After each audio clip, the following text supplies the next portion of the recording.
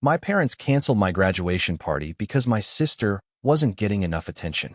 They said I needed to be more understanding and let her have the spotlight for once. So packed my bags and left that same night with nothing but my diploma and a dream. For a year later, I'd build a life they never thought I could, and when my sister found out how successful I'd become, her jealous breakdown exposed every lie my parents had ever.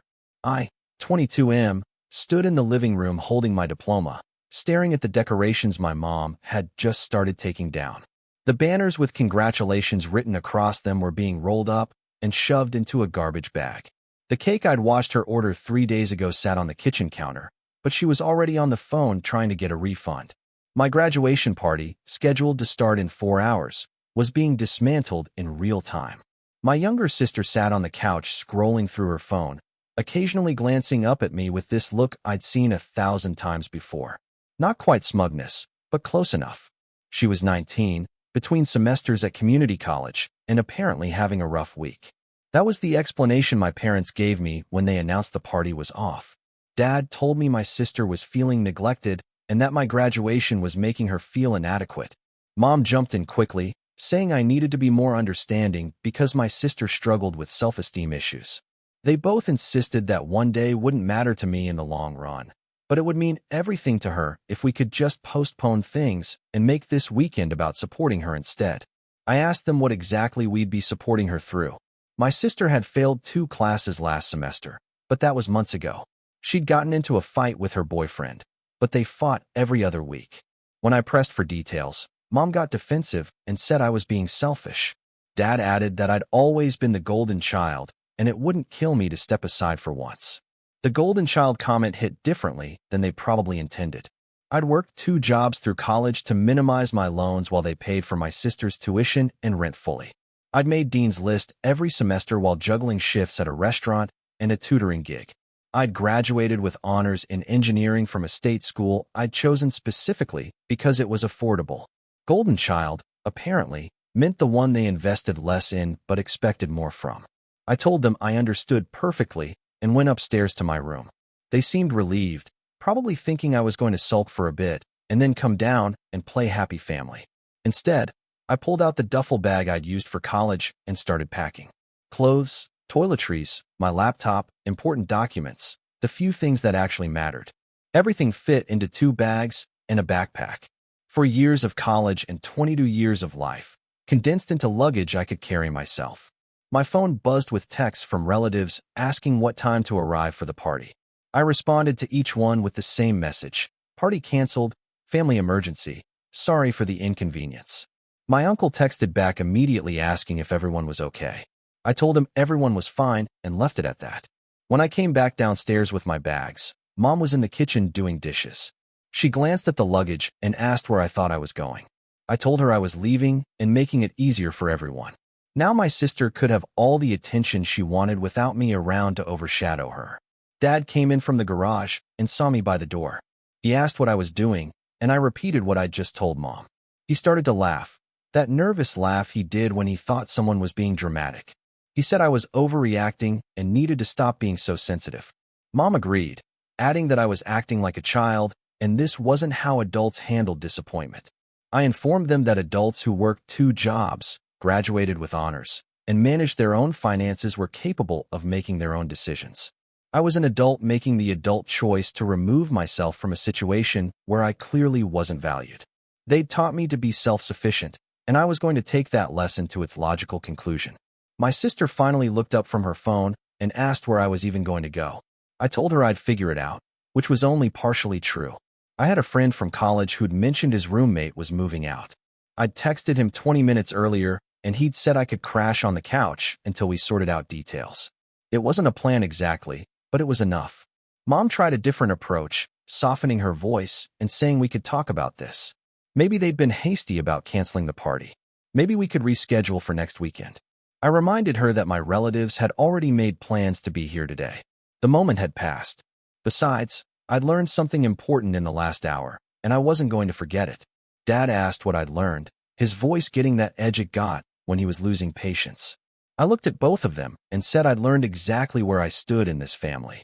I'd learned that my accomplishments would always be less important than my sister's feelings. I'd learned that being independent and successful meant I didn't deserve the same support as someone who demanded constant validation. Most importantly, I'd learned that I was better off on my own. I walked out before they could respond. My sister called after me, saying I was being melodramatic and ruining everything as usual.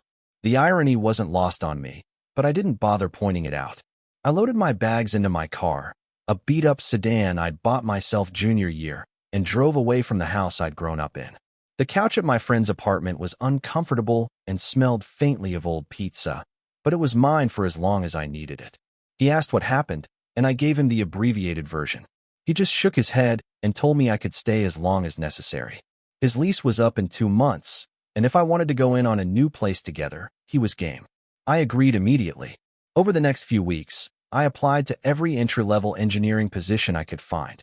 The job market wasn't great, but I had a solid resume and good references from my internships.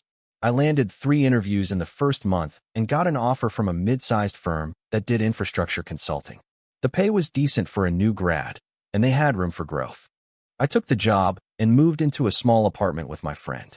It was a 1-bedroom, but we converted the living room into a 2nd bedroom with some creative furniture arrangement. Rent was cheap enough that I could start paying down my loans aggressively while building savings. I worked long hours, took on extra projects, and made myself indispensable at the firm. My parents called occasionally in those first months. Mom would leave voicemails saying she missed me and asking when I was coming home for dinner. Dad sent texts about sports games, trying to reconnect over our old shared interests. I responded politely but minimally. Yes, I was fine. No, I didn't need anything. Work was busy. Maybe some other time. My sister never reached out directly, but I'd hear about her through the occasional updates my parents would slip into conversations. She'd changed her major again. She'd gotten back together with her boyfriend. She was thinking about transferring schools. I made appropriate acknowledging noises and changed the subject. The firm I worked for promoted me after 18 months. I'd brought in 2 major clients and had developed a reputation for solving problems other people found intractable. The promotion came with a significant raise and my own small team. I moved into a nicer apartment, a studio in a better neighborhood, and started actually enjoying the life I was building. At the 2-year mark, I was headhunted by a larger firm in the city. They offered me nearly double my current salary and the chance to work on high-profile projects. I negotiated for an even better package and accepted. My new role had me traveling occasionally, consulting on major infrastructure projects, and building a network of professional contacts that would have seemed impossible when I was sleeping on that pizza-scented couch. I bought a condo. Nothing extravagant, but it was mine, and it had actual square footage and natural light. I furnished it carefully, invested in good pieces that would last, and created a space that felt like an actual home. My career was thriving. I had friends I'd made through work and hobbies, and I was dating casually without any pressure. The 3rd year brought a major breakthrough. A project I'd led won an industry award, and my name was listed in the engineering journal that covered it. The firm made me a junior partner, youngest in company history. My salary crossed into 6 figures. I started a retirement account and an investment portfolio. The life I was living bore no resemblance to the one I'd imagined sitting in that living room, watching my graduation decorations come down. My parents' calls had tapered off to holiday check-ins and the occasional text. I'd visit for Christmas, staying a few hours and keeping things surface-level pleasant. My sister was usually there, and we'd exchange basic pleasantries. She'd dropped out of college entirely by then and was working retail while living at home. Mom and Dad didn't talk about it much, but the tension was obvious. Year 4 changed everything. I'd been brought in to consult on a massive urban development project, the kind that gets written about in major newspapers. My name was listed in the press releases as one of the key engineers. The project was local enough that it got coverage in my hometown paper. My phone started buzzing with messages from people I hadn't heard from in years. Old high school friends, distant relatives, even my parents' neighbors. Everyone suddenly wanted to reconnect, to congratulate me, to grab coffee and catch up. I responded politely to most and ignored the rest. Then my sister called. Actually called, not texted. I almost didn't answer, but curiosity got the better of me. She asked how I was doing, making small talk for maybe 30 seconds before getting to the point. She'd seen the article about my project. She'd had no idea I was doing so well. She was really proud of me. I thanked her and waited. There was always something else. She asked if I'd be willing to help her out with something. She was trying to get her life together, maybe go back to school, and she was wondering if I could provide a reference or maybe help with tuition. She knew I was doing really well financially, and it would mean a lot to have my support. I asked her how much support she'd gotten from our parents for her education. She got quiet for a moment before saying that was different. They were our parents. They were supposed to help her. I was her brother, and brothers were supposed to look out for each other. I told her I'd think about it and ended the call. I didn't need to think about it. 2 days later, Mom called. She'd heard I'd talked to my sister. She wanted to know if I was going to help her out. I asked why my sister needed my help when she had 2 parents who'd been funding her life for years. Mom got defensive, saying my sister was struggling and I had more than enough to spare. Surely I could be generous with family. I asked her if she remembered my graduation party. The question clearly caught her off guard. She stammered something about that being years ago and not relevant to the current situation. I disagreed. It was entirely relevant. It was the moment I learned that my accomplishments meant nothing if they made my sister uncomfortable. It was the moment I learned I'd always be expected to step aside for her benefit. Mom tried to argue that wasn't fair and they'd just been trying to keep the peace. I told her they'd kept the peace by teaching me I couldn't rely on them. Now my sister was learning the same lesson about relying on me. I'd built my life without their support, and she could do the same. The conversation ended badly. Mom was crying, saying I'd changed and become cold. I reminded her I'd changed because I'd had to. They'd made sure of that. Dad called next, trying the stern approach. He said I was being stubborn and prideful. Family was supposed to help each other, and I was spitting on everything they'd taught me. I asked him what they'd taught me exactly. They'd taught me I wasn't worth celebrating. They'd taught me my sister's feelings mattered more than my achievements. They'd taught me that self-sufficiency was the only option because I couldn't count on them. He started to argue, but I cut him off. I told him I'd learned those lessons well. I'd become exactly what they'd made me, someone who didn't need them. If they wanted to keep supporting my sister indefinitely, that was their choice. But I wasn't going to participate in the same dynamic that had driven me out in the first place. My sister showed up at my office a week later. Security called up to ask if I was expecting her. I wasn't, but I told them to send her up anyway. She walked into my office looking around with obvious surprise at the space. The view, the evidence of success that was apparently more than she'd imagined. She sat down and asked why I was being so difficult. All she needed was a little help, and I was acting like she'd asked me to donate a kidney. I reminded her that the last time we'd interacted meaningfully, I was watching my parents dismantle my graduation party because her feelings were hurt. She waved that off, saying I was never going to let that go. I told her she was right. I wasn't going to let it go because it had defined everything that came after. I'd left that night with nothing but my degree and the understanding that I was on my own. I'd spent 4 years building a career and a life from that foundation. Every success I'd had came from knowing I couldn't fall back on family support. She started crying, saying I was being cruel and she'd never done anything to hurt me. I disagreed. She'd sat on that couch scrolling through her phone while our parents canceled my party. She'd called me melodramatic when I left. She'd never once reached out to apologize or even acknowledge what had happened. Now she wanted support, but she'd never offered any when it mattered. She asked what she was supposed to do. She was stuck living with our parents, working a dead-end job, watching everyone else move forward with their lives. I told her she was supposed to do exactly what I did. She was supposed to figure it out herself. She was supposed to learn that nobody was going to hand her a life. She was supposed to grow up. She left my office still crying. I felt a twist of something that might have been guilt, but it didn't last. I'd offered her the same thing our parents had offered me, a clear understanding of reality. What she did with that information was her problem, not mine. Mom called that evening, furious. My sister had come home hysterical, saying I'd been cruel and refused to help her. She demanded to know what was wrong with me. Had success made me heartless? Did I really hate my family so much that I couldn't show basic human kindness? I asked her if she thought it was kind to cancel someone's graduation party hours before it was supposed to start. She tried to talk over me, but I kept going. Was it kind to tell someone they needed to step aside because their accomplishments made their sibling feel bad? Was it kind to call someone selfish for being hurt by that? Was it kind to fund one child's life completely while expecting the other to be grateful for scraps of attention? She went quiet. When she finally spoke, Her voice was different. Smaller. She said they'd made mistakes. She knew they hadn't handled things well with me. But did I really need to punish my sister for their failures? I told her I wasn't punishing anyone. I was simply declining to fix a problem that wasn't mine to fix. They'd created this dynamic where my sister expected everything to be handed to her while I was expected to manage on my own. I'd managed. Now she needed to learn the same skills. Dad got on the phone, telling me I was out of line. They'd done their best as parents, and I was acting like they'd abused me.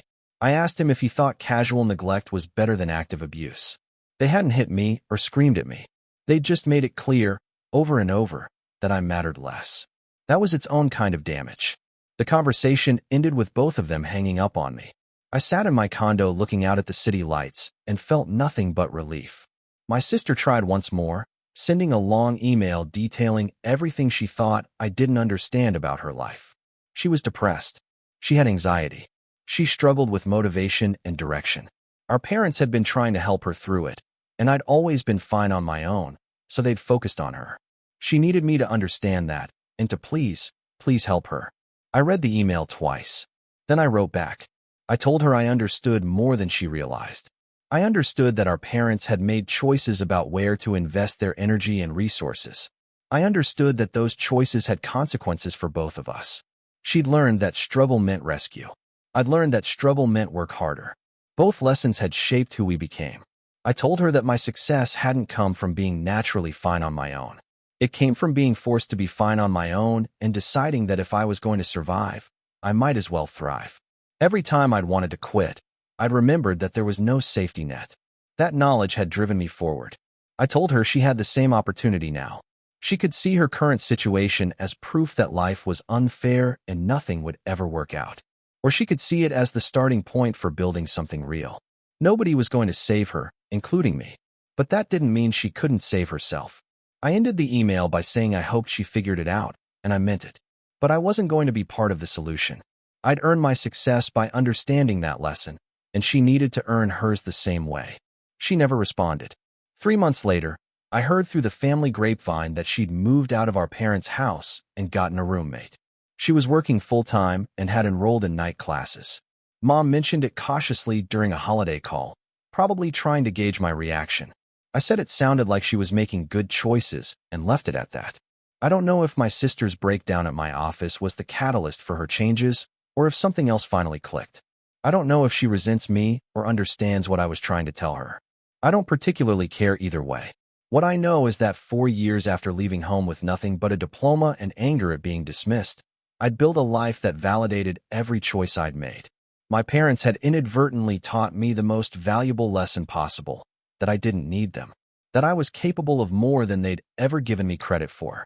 My sister finding out about my success had forced a reckoning they'd all been avoiding. The lies they'd told themselves about supporting her and about me being naturally independent had fallen apart when confronted with reality. I wasn't successful despite their neglect. I was successful because their neglect had forced me to develop skills and resilience I might never have found otherwise. I still don't go home much. When I do, things are cordial but distant. My parents treat me carefully, like I'm something fragile they broke and can't quite figure out how to fix. My sister and I exchange polite small talk and nothing deeper. The life I built is mine in a way that nothing was before. Every part of it came from my own effort, my own choices, my own refusal to accept the limitations they tried to place on me. The diploma I'd clutched that night sits framed in my home office now, a reminder of where I started and how far I've come. They thought canceling my party wouldn't matter in the long run. They were wrong. It mattered more than anything else they ever did, because it was the moment I stopped expecting anything from them and started expecting everything from myself. That shift made all the difference. Thank you for watching. If you enjoyed this story, please hit that subscribe button. Don't forget to give it a thumbs up and share it with friends or family who might enjoy it too. Your support means a lot to us.